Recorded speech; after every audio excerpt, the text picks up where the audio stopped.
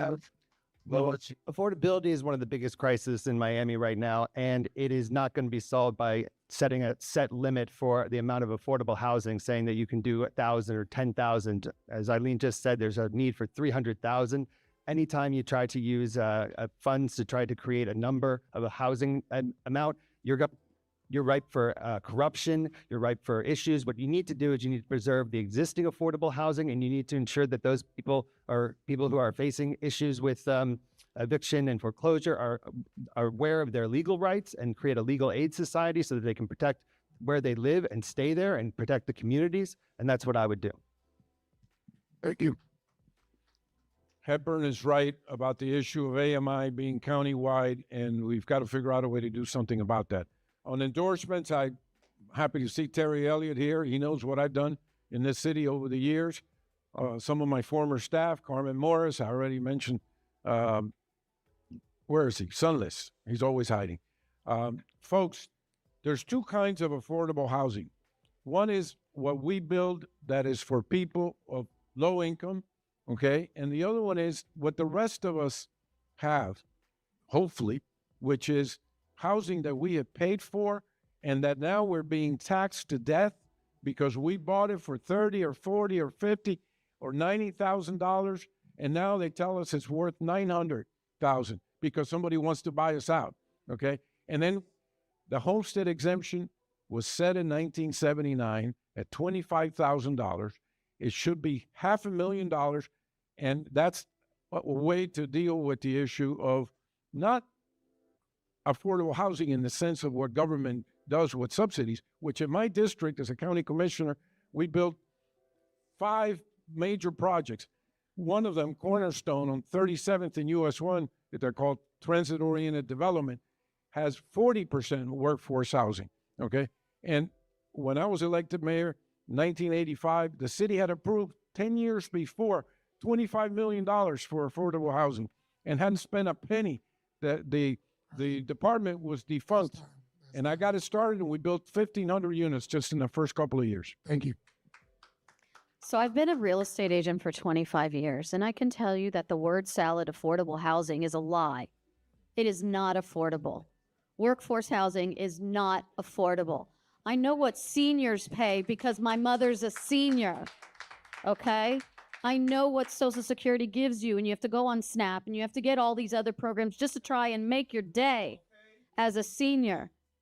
But nobody is doing nothing but giving developer discounts. We need higher impact fees for developers that want to come and build here to put back into our communities. The DDA gave $500,000 to the Orange Bowl Committee in Coral Gables. Why didn't it go back to Overtown? Why didn't it go back to giving people discounts? Like, anybody here during COVID called FP&L and got their bill paid for them for a month, or they got some money from the government during COVID to help with your rent? I know people that did. There is absolutely no reason that we cannot reach to our federal government and bring them down, boots on the ground, and work together. It's not just one solution. Also, the hotels need to do what New Jersey casinos did. If you work at that crap table, you get that free house as long as you're working at that crap table. So why don't these hotels help the people that are working in there? You need somebody with fresh new ideas. Get rid of the old, out with the new. I'm your girl. Affordable housing is a big thing in the city of Miami, within Miami-Dade County, and nobody's doing anything about it. As I said, when you see the city hall is spending a lot of millions of dollars defending someone that was accused of corruption and abusing power, you say, didn't you say there was no money? There's money to defend people. Recently, as you know, they were trying to stay in power for an extra year without the consent of the people. Do you imagine how much money they were spending on legal fees and all that?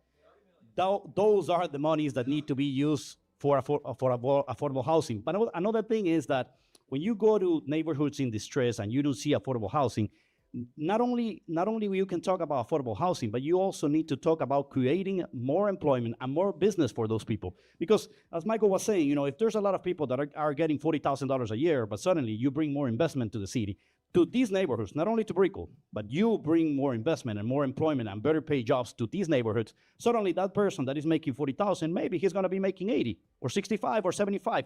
So he's gonna be able to afford a better house. But another thing that happened back in 2008, when the real estate crisis was happening, is that there was a lot of people losing their homes, and right now they haven't been able to recover in 17 years. But the city and the county didn't much in order to guide those people to save their homes. And I know a lot of people that went to the right attorney, went to the right sources, and they were able to save their homes. So we need to inform people, we need to guide, we need to create more business, more better paid jobs, and we need to work, of course, to create more affordable housing and control our expenses. Thank you. So now we're going to go back to the 60-second format, and we're going to try to get through as many questions from the community and audience as possible. So this is our first question up from the audience. As mayor, how will you assure that city staff like the city attorney and city manager are not using their power for personal allurement and creating advantages for their favorites? So let's start here. We'll go down. That's a good one. You know what? One of the things that I would do in the first week of being mayor is I'm going to make an audit. I'm going to do an audit on the city government. I'm going to control all the expenses and where the money has gone in the last years because we need to control. I agree in bringing the department from Florida State to control the expenses right here. But also we need to control on all employees. I have a company, and you know what? Whenever there's an employee that is doing wrong and they're not doing their things, and they might do great things and kind of fishy things, I control, I check. So I would do the same thing. I wouldn't allow anyone to abuse power. We've seen abuse of power. We've seen commissioners, sending people to bother on business on 8th Street. We've seen them. And nothing has happened. You know what? Nothing has happened. And instead, the city defends those commissioners. So I would control every single employee and audit and see that they're doing their job and they're doing what they're supposed to do, which is serving the community. Yes. Same question for me? Yep. Okay. I have no friends and family program that's going to happen under June Savage. Okay. Emilio Gonzalez has already offered his best friend who has sponsored him, George Colina, the city manager job. That's a friends and family that needs to go. Every single politician that's been in office has done friends and family, or they have a handler because the developers have them in the pocket. I will break that matrix. Okay.